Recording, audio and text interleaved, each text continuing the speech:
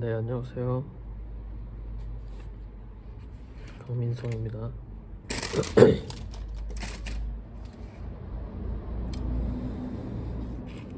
네, 제가 오늘 영상을 찍게 된 것은 이제 아침에 작업실로 출근을 해서 이제 작업을 시작하기 전에 외국어 공부를 잠깐 하다가 영상을 찍습니다. 저는 외국어 공부를 필요하다라고 생각하는 사람 중에 하나인데, 물론 저의 지금 외국어 공부는 제가 이제 다른 세계를 경험하기 위해서, 유학을 가기 위해서 하는 이제 목적성도 분명히 있긴 하지만, 아마 이 유학을 가는 게 이제 뭐 어떻게 될지 모르죠. 실제로 빠그러질 수도 있는데, 이 계획이 뭐 여러 현실적인 조건들이 맞지 않아서, 그래서 어떻게 될지는 모르지만, 어쨌든 뭐 그게 이제 설사 제대로 성공하지 못한다 하더라도, 결론적으로 유학을 가지 못한다 하더라도 아마 외국어 공부를 꾸준히 하게 될 것 같아요. 어젠가 제가 올렸던 글에서도 제가 잠깐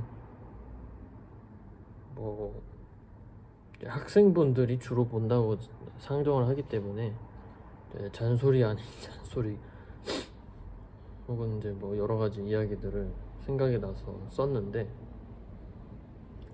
이번 영상을 통해서 하고 싶은 이야기는 미술가의 외국어 공부예요.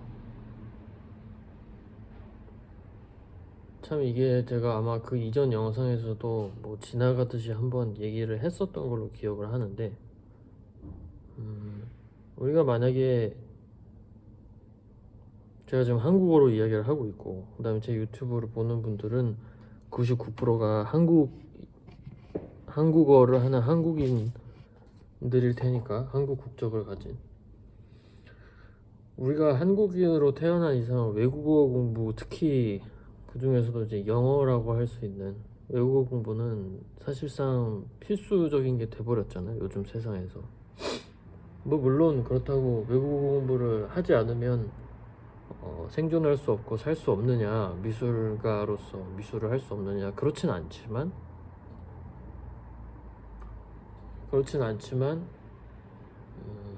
사실상 이제 영어라는 언어는, 영어가 모국어가 아닌 사람들한테는 제2의 모국어화 되어 버렸죠. 이제 영어에 너무 문맹이다라고 한다면, 사실상 접근할 수 있는 자료나 이제 접할 수 있는 것들이 굉장히 축소가 되어 버리고, 그렇기 때문에 요즘 세계에서 사실 영어라는 언어는 제2의 모국어화가 된 것 같아요. 물론 그렇다고 저도 영어를 잘하는 건 아니지만, 저 영어 별로 못해요. 이제 외국인들 그 영어 쓰는 이제 국가 친구들이랑 대화도 그렇게 이제 원활하게 잘 하지 못하고, 그냥 이제 텍스트로 써 있는 거 정도만 좀 읽을 수 있고, 그 다음에 이제 뭐 듣는 거를 조금, 그래도 한 7, 80% 정도는 이해할 정도로 들을 수 있다. 이제 그 정도의 아주 형편없는 영어 실력을 가지고 있지만, 그것이 10년이 뭐예요? 10몇 년간 이제 초등학생 때부터 고등학생 때까지 영어 공부를 하잖아요. 대부분 학생들이 영어 학원도 다니고 뭐 과외를 듣는 학생분들도 있을 거고, 독학을 하든 어쨌든 영어 공부를 해야 되잖아요. 되게 중요한 교과목 중에 하나고 대입에서도. 근데 이제 저도 고등학생 때 영어 공부를 그래도 뭐 나름 죽도록까지는 아니지만 나름 그래도 좀 했었던 학생이었고, 그리고 이제 수능도 뭐 수능 영어도 이제 등급으로 치면 뭐 항상 1, 2등급 뭐 왔다 갔다 했었어요. 영어는 제가 국어를 못 했었고. 근데 이제 그마저도 이제 공부를 안 하고 뭐 이제 이렇게 계속 그러다 보니까 지금은 많이 또 퇴화를 했죠.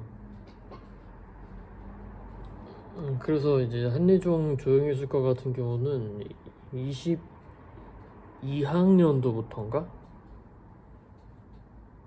제가 20학년도 학번인데 20학번인데 이 1학번부터 이제 학과 성적이 대입하는데 필요가 없어지게 됐고, 그러니까 없어졌고, 그 다음에 22학번부터는 졸업할 때 그 이전 학번들은 영어 성적을 내야 되거든요. 토익을 봐서 일정 점수를 넘겨야 그걸 제출하고 졸업을 할 수 있어요.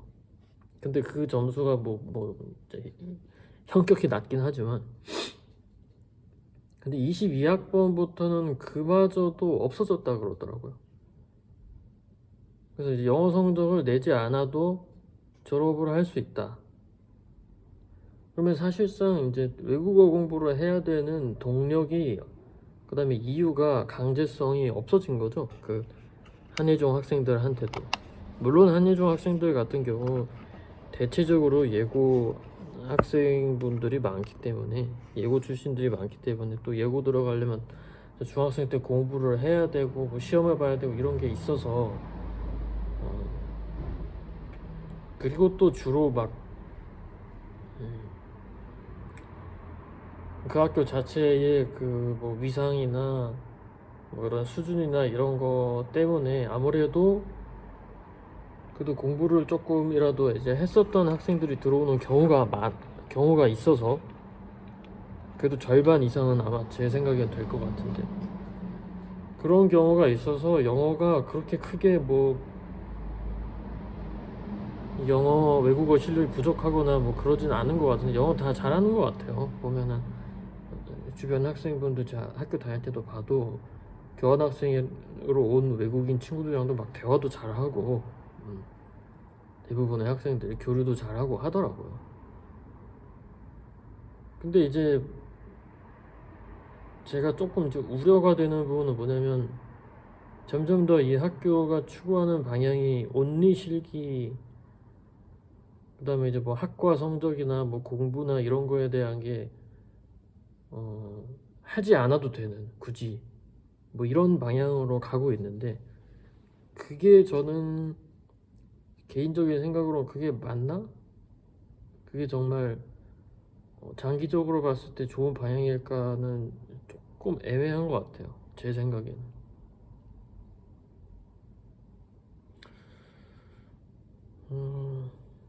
오늘 제가 이야기할 부분은 이제 미술인의 외국어 공부라는 주제인데, 전반적으로 크게 봐서 공부라는 걸로 봐도 될 것 같아요. 어떤 지식을 알게 되고, 어떤 공부를 통해서 어떤 새로운 세계를 만나게 되고, 이러한 과정들 있잖아요. 그 이전에는 입시 때문에 어떤 분명한 목적성이 있어서 대학에 들어가기 위해서 수능 공부를 하고 뭐 내신 공부를 하고 뭐 그랬었다면, 이제 대학에 진학하고 나서부터는 공부라는 게 철저히 자율의 영역으로 되게 돼요. 특히 미대생들 같은 경우는.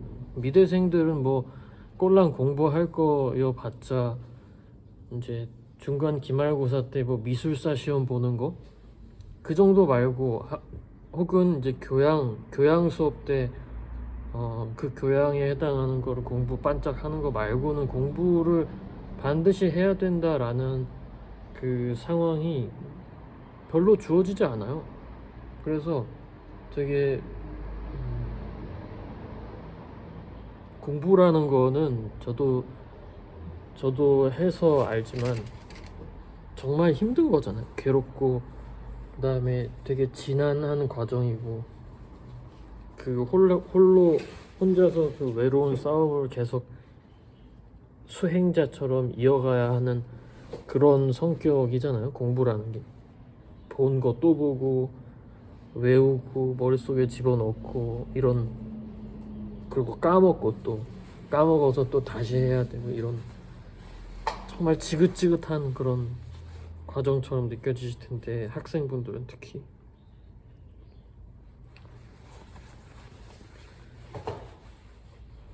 근데 모르겠어요. 이제 사람들마다 각자 다 의견이 다르고 작업하는 방식도 다르고 살아가는 방식도 모두 다르죠. 그렇지만 제 생각에는 미술인 역시 공부를 게을리하면 안 된다. 공부를 게을리해서는 안 된다라고 생각을 해요. 특히 이제 제가 여기서 이야기하는 부분은 뭐냐면, 어떤 지식을 얻어서 그 지식을 가지고 무슨 그걸 권위처럼 휘둘러서 다른 사람을 뭐 무시하고, 그다음에 넌 이것도 모르냐는 식으로 뭐 이렇게 매도하고 이러려는 게 아니라, 그걸 통해서 무슨 권력을 얻고 권위를 얻으려고 그런 차원의 공부가 아니라 이제 자기 수양의 과정인 거죠. 자기 수양. 근데 그게 작업의 성격이랑 똑같거든요. 공부의 성격이. 제가 작업을 지금까지 해본 결과 작업과 공부가 본질적으로 물질적인 걸 다루느냐, 아니면 이제 뭐 추상적인 어떤 개념이나 뭐 이런 거를 다루느냐의 차이인 거지, 그걸 해나가는 과정이나 그 거쳐야 하는 그 고통과 고독, 외로움, 이런 전반적인 그 프로세스의 성격은 작업이랑 다를 게 하나도 없어요. 작업도 그래요.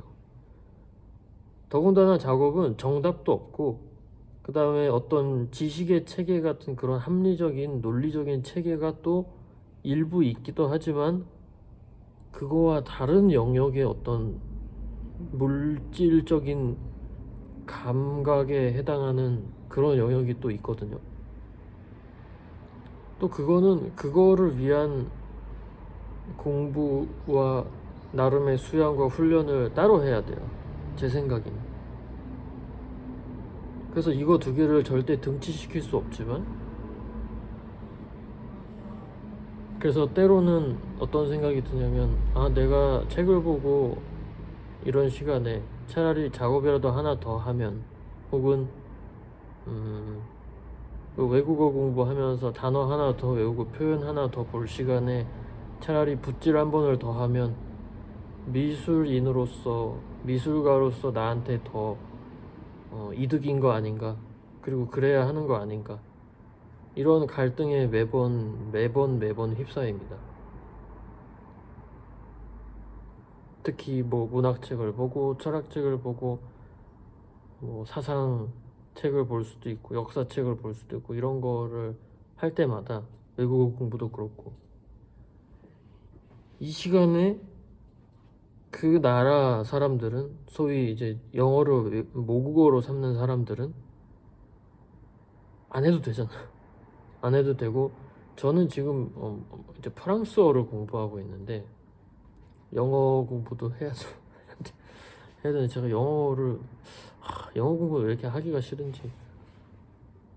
그리고 이제 영어 공부는 조금 이제 뒤로 밀어놓고 나중에 조금 이제 천천히 할 생각이고, 지금까지 해놨던 거에 일단은 만족을 하면서, 지금 이제 제가 프랑스로 유학을 갈 생각이기 때문에 프랑스어를 공부를 하고, 난 프랑스의 그 인문학적 배경이 저는 좋기 때문에,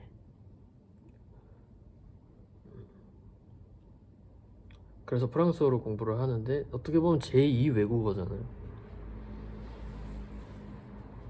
그래서 제가 프랑스어를 공부를 하고 프랑스 유학을 가겠다고 마음을 먹었을 때도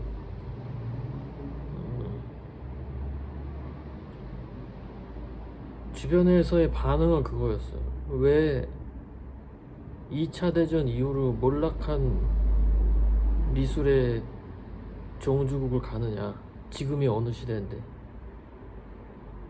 미국으로 가야지, 혹은 영미권으로 영어를 쓰는 곳으로 가야지, 뭐 영국이나 아니면 뭐 유럽권이라도 영어를 쓰는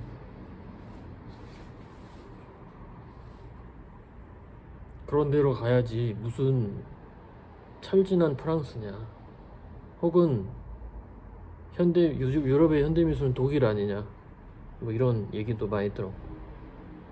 어떻게 보면 저는 이단아예요. 지금 유학을 준비하는 학생들의 대체적인 주류나 어떤 경향에서는 이단아죠, 이단아. 그리고 이제 그러다 보니까 이제 공부를 하고 결심을 하고 나서도 되게 많이 이런저런 생각이 들기도 하고, 또 이게 맞나 싶기도 하고, 그러면서 하고 있어요, 외국어 공부를. 근데 참 이게 안 느네요, 이게. 공부를 한다고 이렇게 매일매일 앉아서 조금씩 이게 보기는 하는데, 여전히 원어민들이 막 유튜브나 이런 데서 막 쏟아내면서 얘기하는 거 들으면은 뭐 거의 다 이해가 안 되고 뭐 거의 들리지도 않고, 이제 좀 글로 된 텍스트가 뭐 조금씩 보이는 정도지. 그래서 이제 공부를 하다 보면은 그런 생각이 들죠. 와, 이거 언제 다 하지? 언제 끝나지? 언제쯤이나 조금이라도 알아들을까? 아니면 언제쯤 한국어처럼 그래도 듣고 쓰고 읽고 말할 수 있게 될까? 이런 정말 아득하게 막막하고 그런 생각이 들어요. 더군다나 나이는 또 나이대로 먹어가고, 그래서 정말 막막한 게 있습니다. 막막하고 답답하기도 하고 암담하기도 하고. 근데 그게 공부가 작업보다 더한 것 같아요. 그러니까 작업은 그래도 물질적으로 뭔가 나오긴 나오니까, 내가 하면 뭐 그런 거에서 생기는 뭐 일말에 조금이라도 마음에 안 들더라도 만족감이 있는데, 공부라는 것은 내가 해서 막 엄청 좋아지고 실력이 늘고 뭔가를 많이 알았다라는 거를 확인할 수도 없고, 그게 물리적이나 물질적으로 이렇게 눈앞에 드러나지도 않아요. 약간 밑 빠진 독에 물 붓고 있는 것 같은 느낌도 들고. 근데 제가 어제 교보문고를 잠깐 들렀다가 그런 책을 봤어요.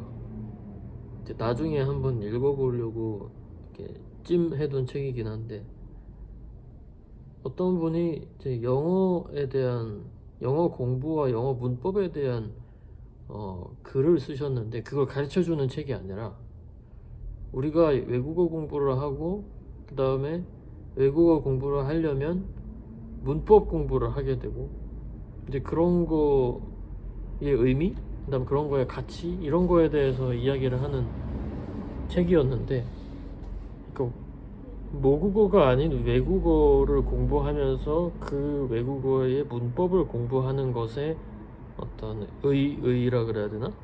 의미? 그게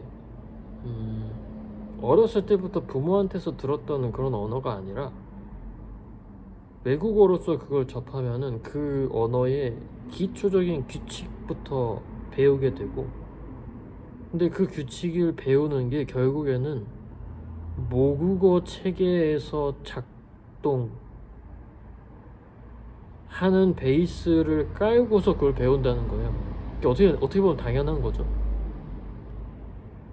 그래서 우리는 모국어의 체계를 통해서, 그 세계를 통해서 외국어라는 어떤 타자의 언어를 접근을 하게 되고, 그리고 그 체계와 이 타자의 언어를 맨 처음에는 등치시키면서 하다가 어떻게 보면 이제 환원시키는 거죠. 뭐 예를 들어 프랑스어로 에튜디용이 학생인데 그렇게 하잖아요.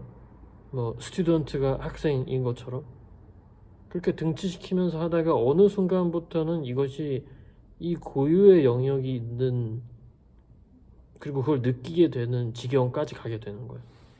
그러면은 이제 모국어 하자가 완벽하게 절대 될 수는 없지만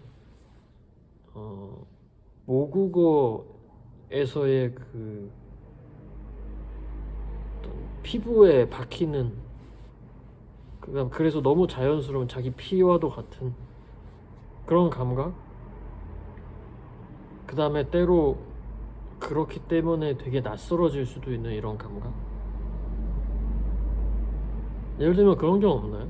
그거 이제 학술적으로도 뭐라고 하긴 하던데, 뭐 양말이라는 단어가 제가 한 몇 년 전에 되게 낯설게 느껴진 적이 있어요.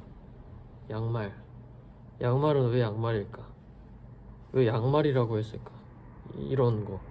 그 발음과 그다음에 그 언어의 그 울림, 소리로 했을 때 그 울림, 그런 것들이 그 양말이라는 대상이랑 비교했을 때 되게 낯설게 느껴지고 자의적으로 느껴지고, 물론 이제 소실이라는 언어학자가 그런 부분에 대해서 얘기를 했죠. 뭐 언어 자체는 기본적으로 자의적이고, 뭐 기표와 기의에 대해서 뭐 얘기를 하면서 뭐 이런저런 얘기를 한 학자가 있어요. 근데 뭐 그건 이제 학자가 분석한 얘기고 개념이고 지식이죠. 근데 그걸 정말 피부로 느끼게 되는 순간이 있었거든요. 내가 한국어를 쓰면서도 그 한국어가 좀 낯설게 느껴질 때. 근데 사실 어떻게 보면은 그 감각이 우리가 외국어를 보면서 느끼는, 전반적으로 느끼는 감각이잖아요. 영어를 보면서는 아무래도 덜하겠죠. 어렸을 때부터 영어 공부를 대체로 하시니까. 뭐 양말이 삭스라는 단어로 얘기가 되죠. 근데 그게 막 너무나 낯설거나 뭐 그러진 않잖아요. 뭐 고양이가 캣이고, 그다음에 개가 dog이고, 그런 단어들이 막 낯설고 막 이질감으로 느껴지지 않잖아요. 어떻게 보면은 꽤나 피부에 가깝게 와닿아 있잖아요. 캣과 dog 혹은 콜라, 뭐 이건 이제 외래어니까 뭐 좀 논외고. 또 뭐가 있을까?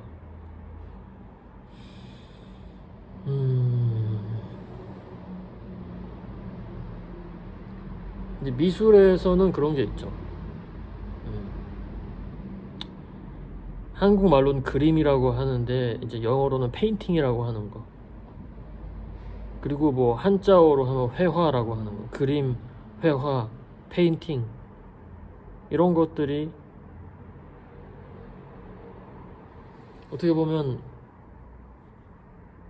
다 다른 그 뿌리를 가지고 있는 말인데 같은 것을 지칭하고 있잖아요. 전반적으로. 물론 이걸 또 막 개념적으로 따지고 미술사적으로 따지고 이러면 한도 끝도 없겠지만 그 말 자체를.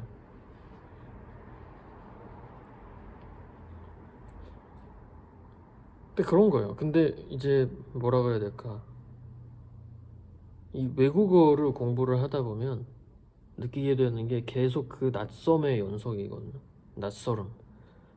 그거를 이제 뭐 어려운 말로 얘기하면 어떤 타자적인 그런 특징이거든요. 완전 나와는 다른 세계의 어떤 그 세계의 규칙, 그 세계의 언어, 이거를 배우고 공부한다는 것 자체가 수양이거든요. 제가 봤을 때 수양, 어떤 수행자 같은 구도자의 길처럼. 구도자가 도를 얻나요, 결국에? 도를 얻으면 뭐 부처님이 되고 뭐 신, 보살 뭐 되겠지만 뭐 거의 그렇지 않잖아요. 거기에 접근하는 거지. 그거에 닿는 게 닿으려고 노력하는 거지. 이제 최종적으로 완전히 닿게 되는 거는 거의 불가능에 가깝거든요.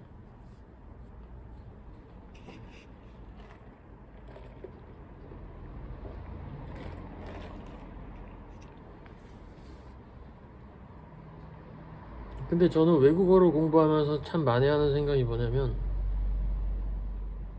알게 모르게, 자기도 모르게 어떤 타자, 나와 다른 사람에 대한 생각을 자연스럽게 계속 할 수밖에 없는 것 같아요. 아, 이 사람들은 이걸 이렇게 얘기를 하는구나, 이런 방식으로. 심지어 한국어에는 없는 표현도 있고 존재하지 않는, 그러면 한국인의 머리와 한국인의 가슴 속에는 없는 어떠한 것을 그들은 공유하고 가지고 있는 거잖아요. 영어도 마찬가지고, 뭐 프랑스어, 독일어, 중국어, 일본어, 저기 아프리카 어떤 국가의 언어, 뭐 다 마찬가지겠지만. 그래서 에스키모, 그 추운 데서 사는 에스키모들은 눈을 100몇 가지로 구분한다면서요. 눈의 종류를. 근데 우리가 눈을 보면서 종류를 구분하나요? 그렇지 않잖아요. 그러니까 저는 개인적으로 외국어 공부가 어떤 목적에 맞는 것도 있긴 하지만, 자기 자신을 좀 넓히는 것 같아요. 자기 세계를 넓히고 자신을 확장하고, 그래서 타인도 좀 이해하고 타인에 대해서 생각해 볼 수도 있고, 다른 사람에 대해서. 제가 사람을 볼 때, 여러분들도 다 각자만의 기준이 있겠지만, 저는 저와 다른 사람을 볼 때 가장 1순위로 보는 게, 이성이든 동성이든지 간에 나와 다른 사람을 조금이라도 생각할 줄 아는가, 그걸 제1의 가치로 보거든요. 생각보다 그럴 수 있는 사람이 별로 없어서, 제가 경험했을 때는 다 자기밖에 모르거든요. 저도 마찬가지고. 어떻게 보면 이제 제가 못하는 거를 이제 다른 사람들한테 뭐 바라는 걸 수도 있긴 하지만, 다른 사람들을 생각할 줄 모르더라도, 그 능력이 좀 떨어지더라도 그러려고 노력이라도 해야 된다고 생각해요. 그러기 위한 수단 중에 하나가, 그걸 경험하기 위한 수단 중에 하나가 외국어 공부고, 물론 그 이상의 가치가 있습니다. 실용적으로 외국어 공부는. 우리가 외국어를 능통하게 잘했을 때 얻는 효과와 그 다음에 그 가치는 제 생각에는 무궁무진하다 생각해요. 이건 사람마다 다 다르겠죠. 어떤 분은 그래요. 챗GPT가 나왔는데, 혹은 파파고가 나왔는데 이제 좀 있으면 뇌에다가 외국어도 이식시키지 않겠냐, 혹은 뭐 이제 드래곤볼처럼 이제 전투력 안경 같은 거 이렇게 뭐 나와서 저 사람이 하는 말이 다 번역돼서 나오지 않겠냐, 뭐 이러는데, 그거는 여러분 잘 생각해 보세요. 그거는 우리가 한국어라는 체계 내에서 다른 언어를 받아들이는 방식인 거잖아요. 그건 한계가 있을 수밖에 없지 않을까요? 기본적으로. 물론 외국어 공부도 영원히 그런 기반에서 이루어지긴 하지만, 이 긴 수양 시간을 계속 거치다 보면은 그들과 조금이라도 가까워질 수 있지 않을까. 그들의 세계와. 물론 그들의 세계와 가까워지는 게 꼭 필수적인 건 아니지만, 그리고 이게 뭐 문화 사대주의적인 주장도 아니지만, 한국도 한국만의 가치가 있고 문화가 있고 뭐 그렇지만은, 그래도 한번 태어나서 사는데 조금이라도 자신의 가치를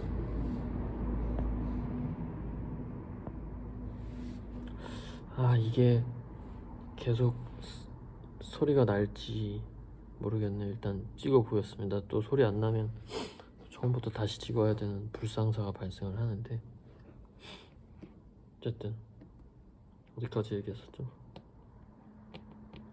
어쨌든 한 번 사는데 자신의 가치와 어떤 자신의 그 넓이와 그 깊이를 조금이라도 더 확장시켜 보거나 깊게 해보고 싶은 생각이 들지 않나요? 저는 그런 생각이 드는데, 이 생각을 조금이라도 어렸을 때부터 했으면은 얼마나 좋았을까, 그런 아쉬움이 들긴 하지만, 저는 뭐 거의 20대 중후반도 아니야. 20대 후반 정도까지는 개인적으로 저는 사람이 아니었다고 생각해요. 저는 사람이 아니었고 그냥 동물이었죠. 동물처럼, 물론 그렇다고 지금 동물이 아닌 건 아니지만, 동물적인 욕구와 뭐 이런 욕망이나 이런 걸 다 가지고 있는, 여전히 물리적으로 한계가 많은 인간이지만, 그때 20대 후반 이전에는 정말 동물처럼 살았었고, 개인적으로는 사람이 아니었다, 인간이 아니었다라고 생각을 하고, 뭐 반성도 많이 하고 그렇습니다. 그렇게 살았던 거에 대해서.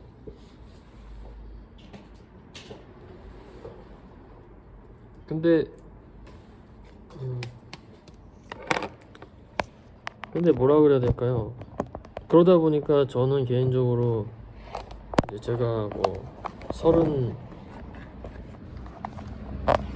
지금 30대지만 전 제가 30대라고 하고 싶지 않은데, 뭐 이제 세상이 그러라고 하니까 나 30대 뭐 이렇게 하지만은, 사실상 저는 10살도 안 됐어요. 그러니까 인간으로 산지는 10살도 안 된 것 같고, 나이라는 것도 그렇잖아요. 그냥 모두가 합의한 어떤 저 사람을 판단하는 하나의 기준일 뿐이지, 뭐 시간도 그렇고 1시간, 2시간 이런 게 절대적인 기준인 것 같지만은, 누군가는 1시간을 10시간처럼 느끼기도 하고, 누군가는 1시간을 1분처럼 느끼기도 하잖아요. 그런 것처럼 나이라는 것도 자기가 규정할 수 있지 않나, 그런 생각도 들고. 여러분 몇 살인가요? 저보다 나이 많으실 수도 있을 것 같은데, 어쨌든 저는 뭐 한 몇 살 정도 됐냐, 한 4, 5살 정도 된 것 같네. 근데 어찌됐든, 그래서 외국어 공부는 여러분들, 이 유튜브를 보는 분들이 거의 다 학생일 테니까 외국어 공부는 열심히 하세요. 다른 거는 뭐 굳이 뭐 쓸데없는 게 더 많아요. 사회 나오고 이렇게 하면 뭐 이제 입시에서 만들어 놓은 교과목은 그다지 뭐 유의미하지 않는데, 외국어 공부는 저는 하면 무조건 이득이라고 생각을 해요. 실용적으로도 그렇고 장기적으로도 그렇고, 그 인간을 위해서도 그렇고. 그 외국어가 뭐가 됐든, 영어든 일본어든 중국어든, 뭐 애니 좋아하시는 분들은 애니 보면서 일본어 공부를 하시든지, 뭐 영어 좋아하는 분들은 뭐 미드 보고 뭐 영화 보고 한다던데, 그렇게 하시든지, 꼭 책을 보고 안 하더라도 어느 나라 문화가 좋으면은 그 나라 언어를 또 공부를 해보는 거고, 그런 거.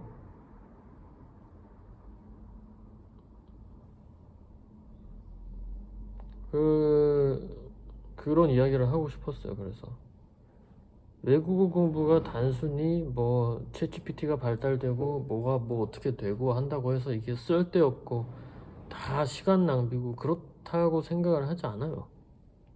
개인적으로 유의미합니다. 저도 매우 초보적인 단계에 현재 있지만, 그리고 영어는 뭐 한 초중급 될까요?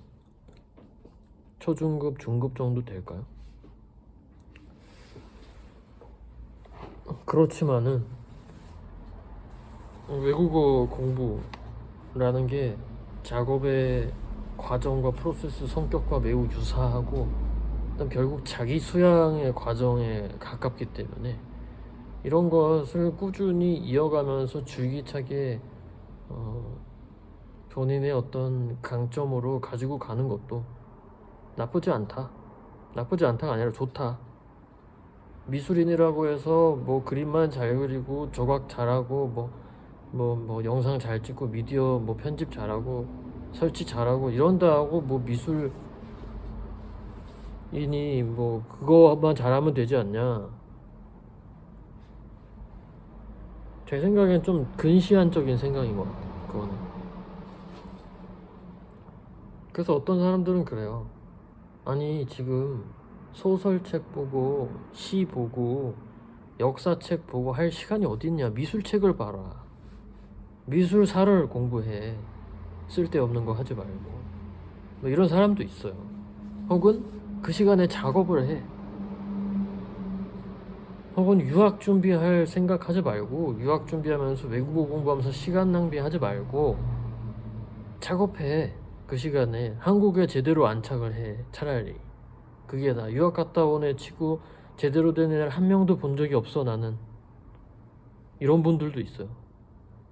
애매하게 붕 뜬다 그러면서 여기도 안 되고 저기도 안 되고 한국 돌아오면 나이 다 먹어가지고 한국 미술계에서 멀어져 있고 그러면 넌 죽도 밥도 안 된다. 뭐 이런 의견도 많았습니다.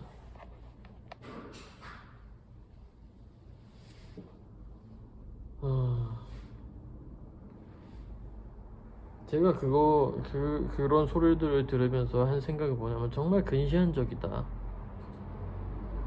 정말 자기밖에 모르고 그 코앞밖에 못 보는구나. 그런 생각을 해요. 참 이기적이다. 혹은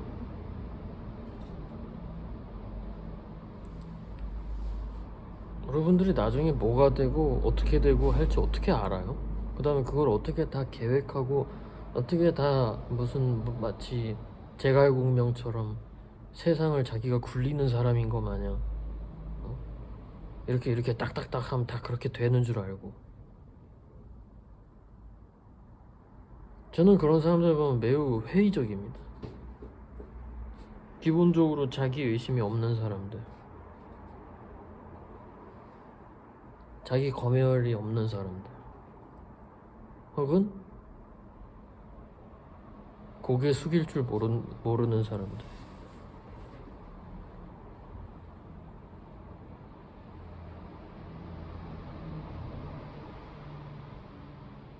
물론 각자가 자기 생각을 가지고 자기 줏대를 가지고 살아가는 게 맞지만, 그런 게 맞고, 더군다나 예술가의 삶이라는 건 더더욱 그런 성격을 가지고 있지만 뭐 저의 생각이랑은 좀 다르다.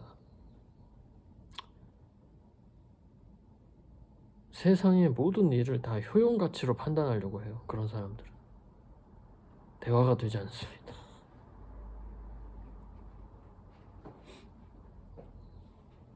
나중에 이게 어떠한 가치를 가질까를 생각하는 거예요.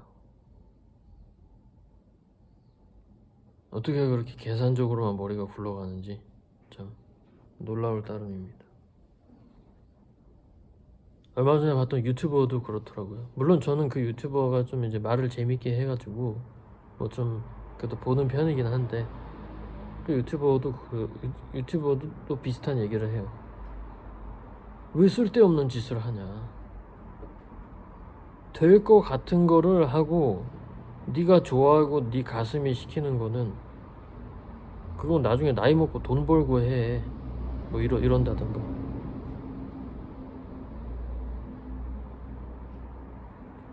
세상이 그렇긴 하죠. 근데 현실적으로 혹은 전략적으로 이성적으로 합리적으로 판단했을 때 어떻게 해야 된다라는 지배적인 의견들이 있죠. 그다음 지배적인 의견이 아니더라도 그 나름대로의 어떤 논리를 기반으로 작동하는 여러 가지 것들이 있죠. 체계 속에 편입이 되고.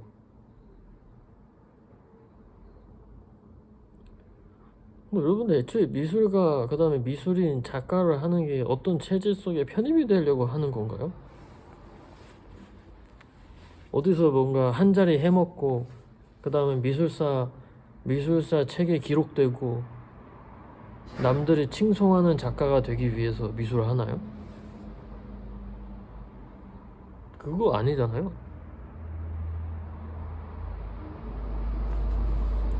물론 그걸 바라게 되죠, 자연스럽게. 작업을 하다가 보고 이제 미술 작가로서의 정체성을 키워나가다 보면 그런 걸 바라는 것도 있긴 하지만 본질적으로는 그렇지 않잖아요, 미술이라는 것 자체가.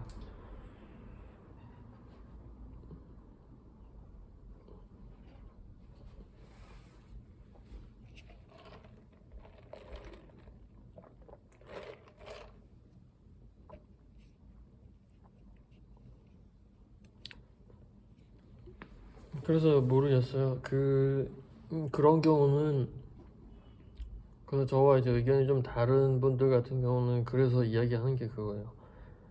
뭐 그렇게 허울 좋은 것만 해서 나중에 진짜 인생 망한다, 뭐 죽도 밥도 안 된다, 뭐 이런 이야기들을 하는데, 그럼 죽도 밥도 되는 건 뭐예요?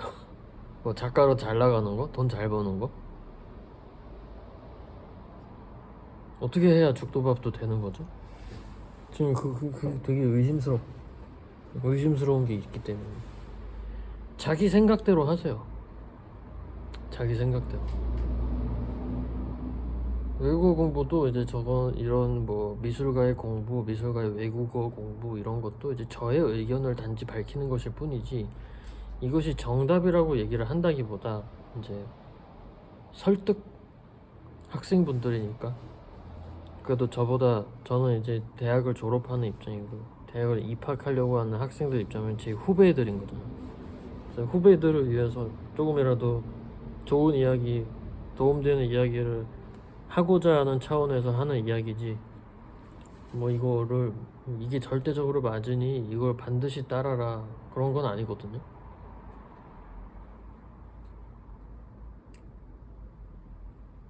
근데 이제 제 생각은 그렇다는 거죠. 가슴이 시키는 대로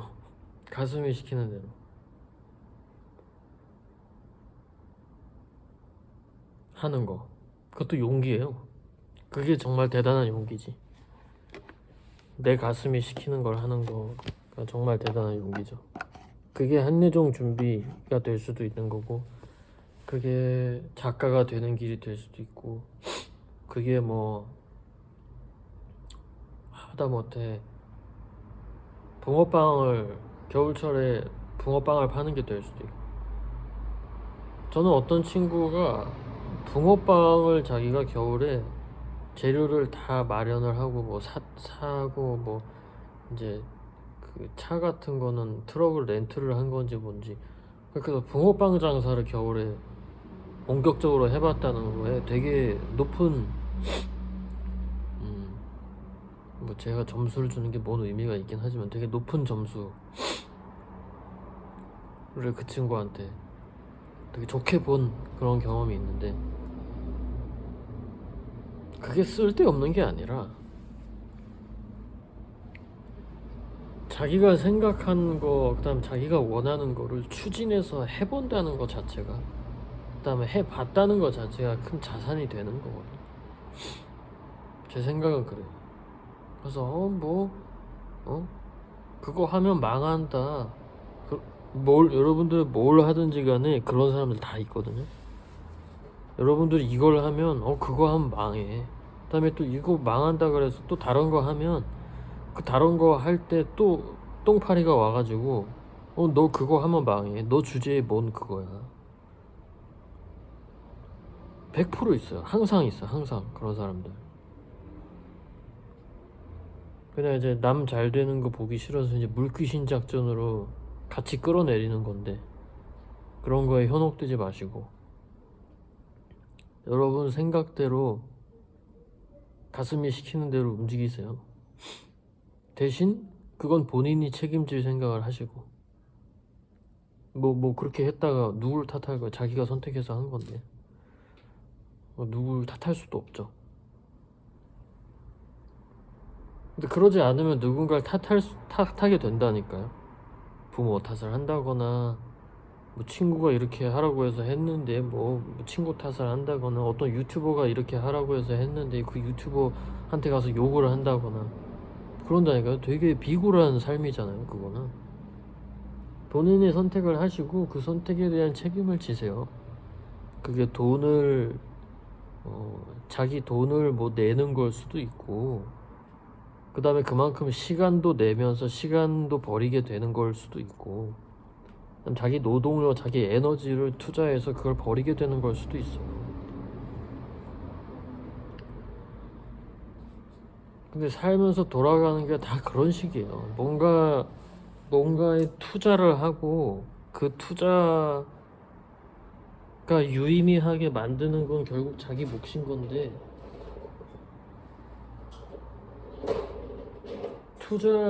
투자를 하지 않고 뭔가 되는 거는 세상에 없더라고요.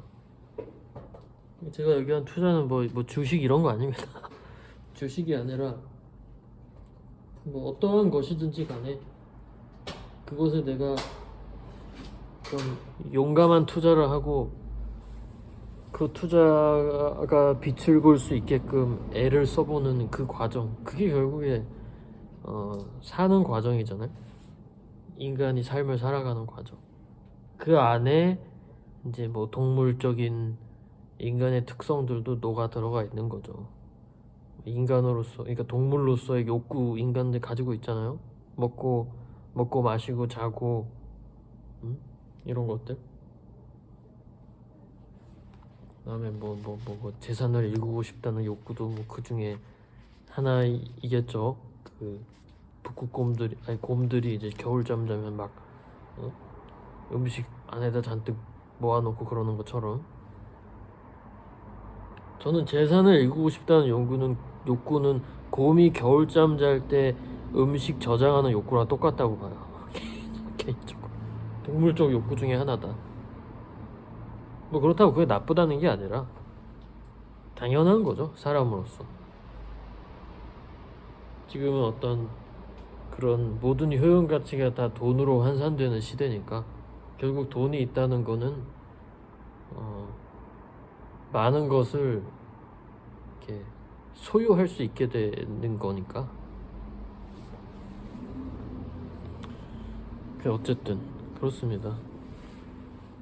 그래서 한번 잘 생각해 보세요. 만약에 내가 정말 뭐 나는 재산을 일구고 싶은 게 나의 정말 가슴이 시키는 욕구야. 그러면 그게 뭐 비록 그게 동물적인 욕구라고 제가 말을 했음에도 불구하고 그게 자기 가슴이 시키는 거다. 난 가난에 너무 찌들렸고 난 반드시 어떤 재산으로서 성공을 일궈내고 싶다. 그럼 그게 자기 꿈이 될 수도 있어요. 그걸 제가 폄하하고 싶진 않고, 그것도 충분히 가치 있는 일일 수 있다, 그런 사람들한테.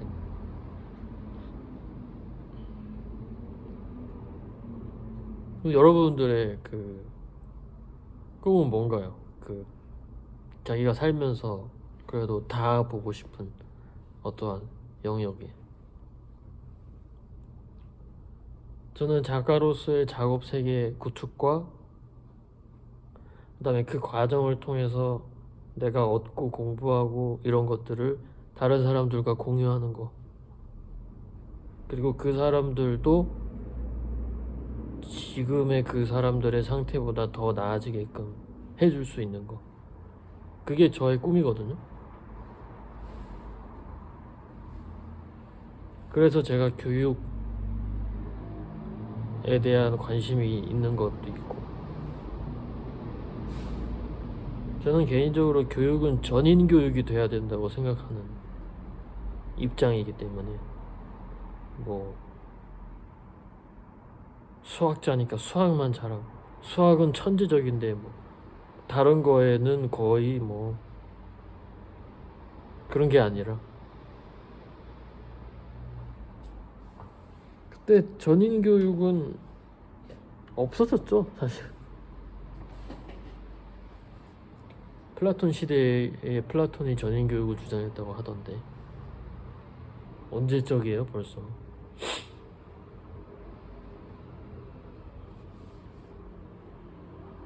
그래서 예술가의 공부, 그 다음에 그 중에서도 뭐 예술가의 외국어 공부, 미술가의 그 부분에 대해서 한번 뭐 생각을 해보셨으면, 그리고 조금이라도 어릴 때, 저는 지금 나이 다 먹어서 하니까 이렇게 고생을 하는데, 여러분들 뭐 이거 보는 친구들 입시생이면 대체적으로 입시생일 테니까 고작 해봐야 10대 아니면 뭐 20대 재수한다, 삼수한다 그러면 20대 초중반 뭐 그 정도 많을 텐데, 저보다 최소 10살 이상 아래거든요. 그때부터 외국어 공부도 하고 책도 이것저것 읽고 공부하고 자기 관심 있는 거 글도 쓰고 그렇게 하면 얼마나 좋을까. 지금의 나보다 훨씬 더, 지금의 저보다 훨씬 더 나은 사람이 되지 않을까. 그런 생각, 그런 생각입니다.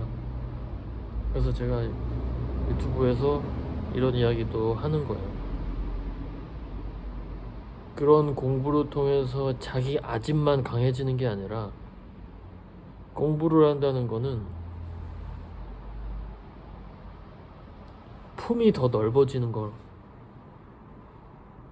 거라고 생각해요. 품이 더 넓어져야 되는 거. 그래서 고개를 숙이게 되고, 벼가 읽을수록 고개를 숙인다는 것처럼 아량도 넓어지고. 그러지 않을 거면 공부를 왜 하는 거지? 자기 이득과 자기 출세 성공, 그다음에 뭐 자기 꿈이다 하더라도 뭐 나만 뭐 이렇게 하는 걸로 공부를 하는 건, 그건 공부 잘못하는 거죠. 그러니까 그렇게 공부해서 이제 뭐 나라 팔아먹고 하는 어? 나라 팔아먹고 뭐 이제 우리 일제 시대 때 뭐 그런 인물들처럼. 아무리 똑똑하면 뭐예요? 아무리 똑똑하고 공부 많이 하고 능력이 있으면 뭐해? 인간성 자체가 상실되어 있는데.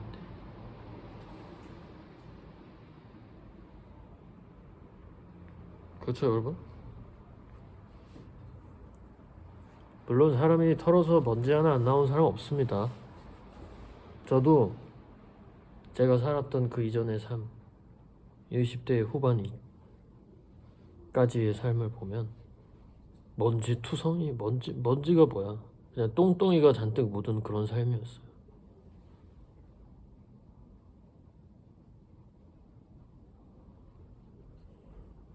근데 사람이 뭐 살면서 어떤 사람은 사람은 안 바뀐다. 살면서 사람이 뭐가 바뀌냐? 사람은 그대로다. 뭐 그런 말들이 있는데,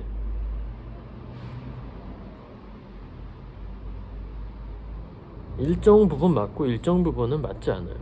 사람이 평생 안 바뀌고 사람이 뭐 그냥 태어난 그대로 뭐 그냥 쭉 가는 거면 뭐하러 살면서 그렇게 애를 쓰고 노력을 하고 이렇게 하겠어요. 노력으로 안 바뀌어. 너 부모, 너가 태어난 나라로 다 결정되는 거야. 유전으로 다 결정되는 거야. 이런 말 하더라고요, 어떤 유튜버가. 뭐 왜 그런 말을 하는지는 알긴 알겠으나, 그럼 뭐야? 내가 태어나서 할 수 있는 게 없잖아요. 그 논리면.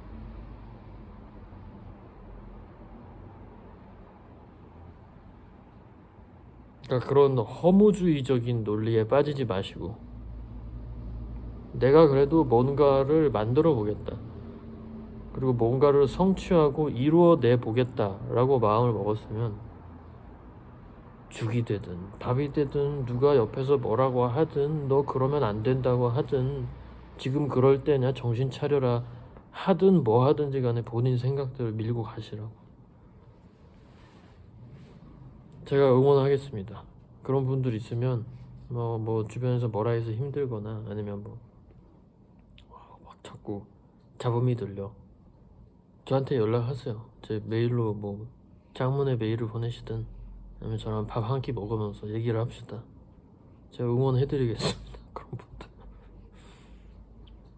잘 되면 나중에 저한테도 좀 이렇게 밥도 사주시고 하시면 되잖아요.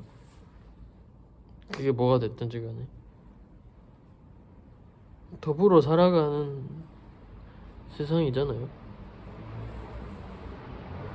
자기 뜻과 자기 뭐 가치 의견과 맞는 사람들이랑 이제 뭐 이렇게 또 더불어 살아가고 뭐 그러긴 할 텐데, 저는 학생 여러분들이 어떤 꿈을 가지고 있든지 간에 그거를 응원하겠습니다. 그게 설령 불가능해 보이더라도 불가능해 보인다고 그걸 포기하면 안 돼요. 불가능해 보여도 그 언저리까지 가요. 그걸 계속 가져가면. 내가 예를 들어서 나 한예종 가고 싶어. 뭐 유튜브 보는 학생들 대부분 그럴 거니까. 한예종 중예술과 가고 싶어 라는 거를 계속 가져가잖아요. 그러면 물론 제가 이전 영상에서 얘기했죠. 3번까지만 하세요. 그 이상 하는 거는 글쎄 가슴이 시킨다면 하시되 그리 추천드리진 않는다. 3번까지만 해보시고 그 비슷한 무언가가 내 손에 들어옵니다. 그게 꼭 한예종 합격이 아니더라도 뭐 다른 학교 합격이 될 수도 있는 거고, 아니면 당장 입시에서는 결과가 안 나오더라도 나중에 그 과정을 통해서 얻은 걸 가지고 뭔가를 이루어낸다거나 그렇게 이어지게 되어 있어요. 단발적으로 뭔가 했던 게 그냥 결과가 안 나와서 끝나버리는 게 아니라. 그러니까 여러분들 그 과정을 너무 결과를 기준으로 매도하지 마시고, 지금 설령 불합격을 하고 어떤 슬픈 상태에 놓여 있고 어떻게 해야 될지도 모르겠고, 나 이제 어떡하지? 1년을 또 해? 나이는 먹어가는데 뭘 나이 먹어가? 저보다 뭐 여기서 이제 뭐 한 30대 되신 분들 있으면은 이해합니다. 그런 생각 충분히. 그렇지만 대부분 뭐 20대 정도일 거 아니에요. 28살에 들어갔어요, 예전. 그리고 30대 먹어서 들어가는 사람들도 많아요. 저랑 동갑자리 친구가 지금 3학년이에요. 그 친구 아마 30에 들어갔을 거예요.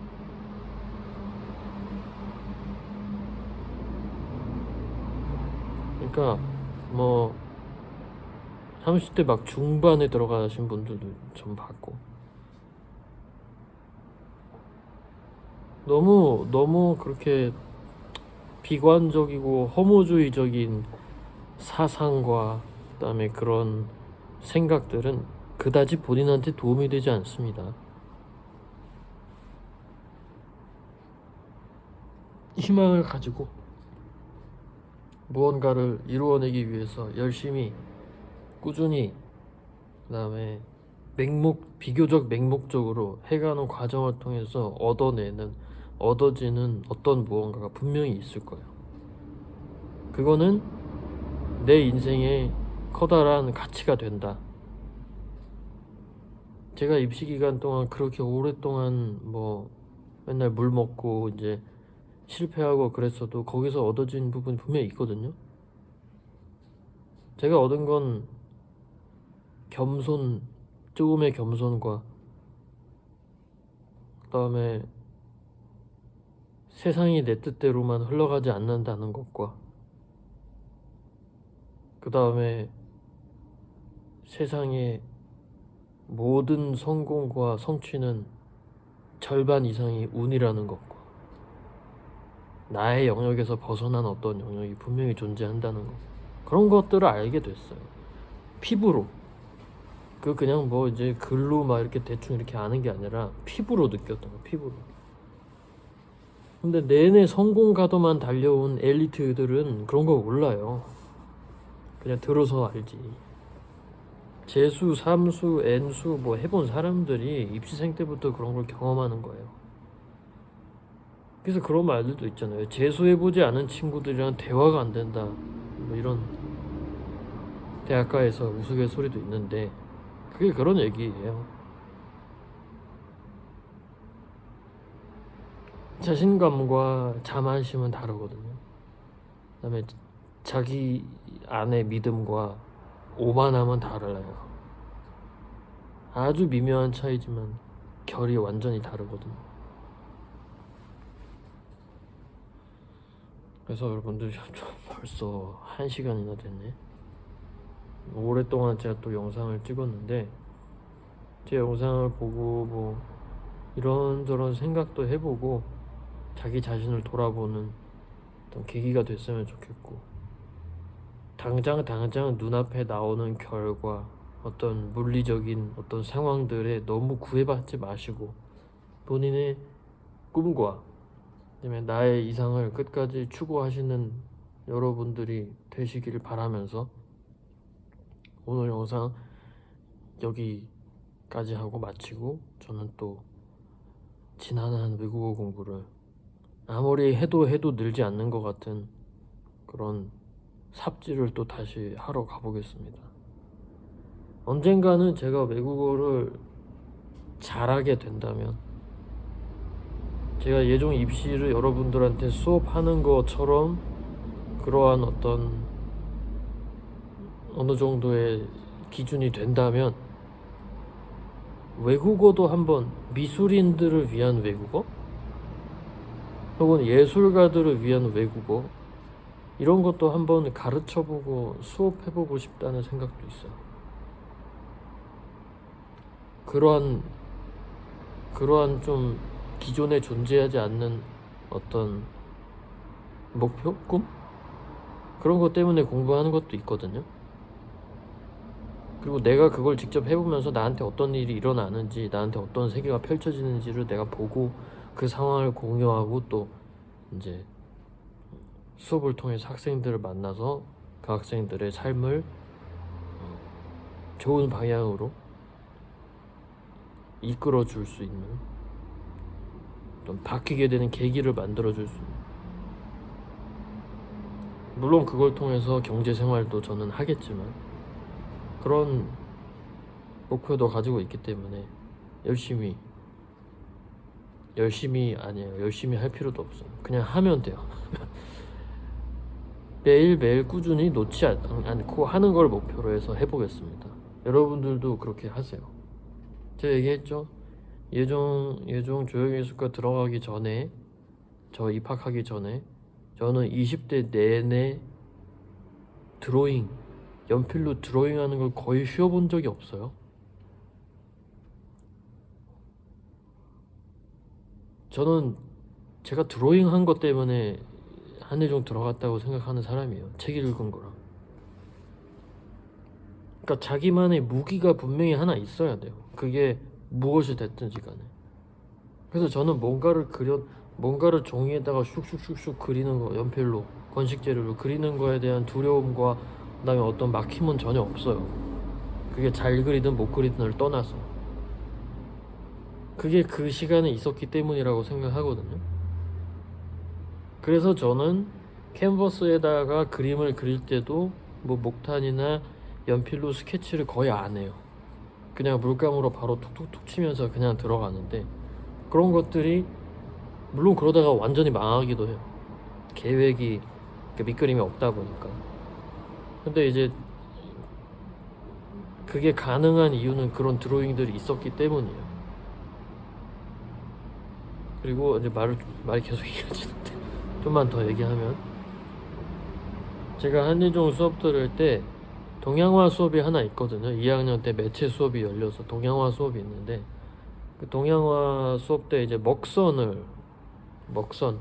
먹을 이렇게 해가지고 또 화선지에다 해서, 이게 먹이 조금만 이렇게 해도 이렇게 푹 퍼져요. 그래서 이게 되게 어려워요, 그리는 게. 그래서 막 스케치 해놓고 뭐 이렇게 되게 신중하게 하는 게 기본적인 베이스였는데, 제가 먹선을 이렇게 툭 찍고서 스케치 하나도 안 하고 그냥 그 위에다가 그냥 그렸어요. 막 사람을 어떤 이미지 좀 참고하면서. 그랬더니 그 옆에 있는 교환학생 친구가, 그 친구가 어디서 왔다 그러더라? 유럽권 나라였어요. 하여간 이제 머리가 금발이고 이제 눈이 파란 남자인 학생이었는데, 그 친구가 저를 계속 쳐다보는 느낌을 받았거든요, 제가. 근데 이제 뭐라고 옆에서 영어로 했어요. 근데 제가 못 알아들었어요. 그래서 막 그냥 쳐다보면서 웃고 말았는데 바보같이. 근데 나중에 이제 저랑 같이 작업하던 동료한테, 그 동료는 교환학생들이랑 친하게 지내고 영어를 잘하는 친구예요. 그 친구한테 이제 우리 수업에 크레이지 보이가 하나 있더라. 근데 그 크레이지 보이가 스케치도 안 하고 먹선을 툭 찍어가지고 그냥 막 그림을 그리더라. 난 너무 놀랍더라. 뭐 이런 얘기를 하더라고요. 그런 얘기를 했대요, 그 친구한테. 그래서 그 친구가 저한테 전달해 줬었는데, 그래서 그 뒤부터 이제 먹으로 이렇게 그리는데 자꾸 그 외국인 친구 눈치가 보여가지고 그랬는데, 어쨌든 그렇습니다. 그래서 자기만의 어떤 그런 무기, 저는 그 무기가 드로잉이었어요. 그때 당시에는 정말 많이 그렸거든요. 정말 많이 그리고 시도 때도 없이 그리고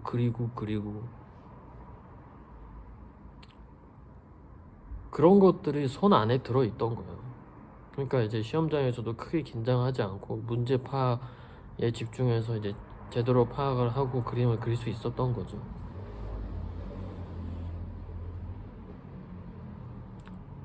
어쨌든 저의 이야기를 통해서 여러분들도 나도 어떻게 해야지, 아니면 나는 이런 걸 한번 고안해서 이렇게 해봐야지, 뭐 이런 생각을 할 수도 있으니까 얘기를 해드린 겁니다.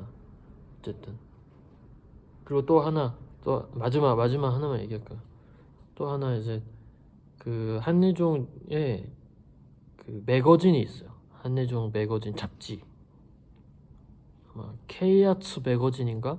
아마 한예종 매거진 잡지가 있을 거거든요. 인터넷 쳐보면 나와요. 한예종 사이트 뭐 홍보 뭐 그런 란에 있는지, 아니면 그냥 한예종 매거진 쳐도 아마 나올 거예요. 거기에 맨 뒤에 칸에, 맨 뒤에 페이지에 일러스트 그리는 게 접니다. 일러스트랑 글이랑 이렇게 간단하게 매번 호 나올 때마다 제가 작업을 맡아서 하고 있어요.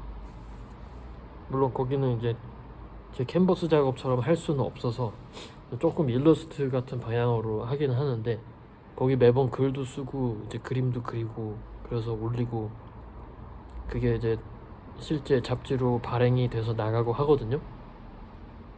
그것도 한번 궁금하시면 찾아보세요. 그 이전 분이 언제까지 했지? 하여간 제가 하고 있습니다, 그거. 그래서 그것도 한번 찾아보시는 것도 재밌는 게 될 수 있으니까. 그것도 이제 지원 받아가지고 거기서 뽑혀서 선발돼야 할 수 있는 거야. 근데 뭐 제가 지원을 했는데 또 운 좋게 돼가지고 하게 됐습니다. 어쨌든 감사합니다. 여러분들 항상 봐주시고 뭐 댓글 달아주시고 연락 주시고 응원해 주시고 하는 분들 때문에 또 제가 영상을 계속 찍을 수 있고, 여러분들한테 좋은 얘기를 또 해드려야겠다라고 마음을 먹을 수 있어요. 여러분들의 반응 하나하나가 생각보다 큰 힘이 되더라고요. 뭐 좋아요 한 개더라도, 댓글 하나더라도 그런 거 보고서 또 만들게 되고 또 이야기 해주게 되고 하는 게 있거든요. 저는 학고 유튜버다 보니까. 어쨌든 감사합니다, 봐주셔서. 다음에 또 유익한 이야기로 또 찾아뵙도록 하겠습니다. 역대급으로 길게 찍었네요, 영상을. 얘기하다 보니까 끝도 없이 그냥 술 취한 아저씨처럼 막 주절주절 얘기가 나와서. 감사합니다. 다음번에 또 뵙도록 할게요. 차 소리가 참 많이 들리네요. 영상에도 들릴지 모르겠어요. 감사합니다.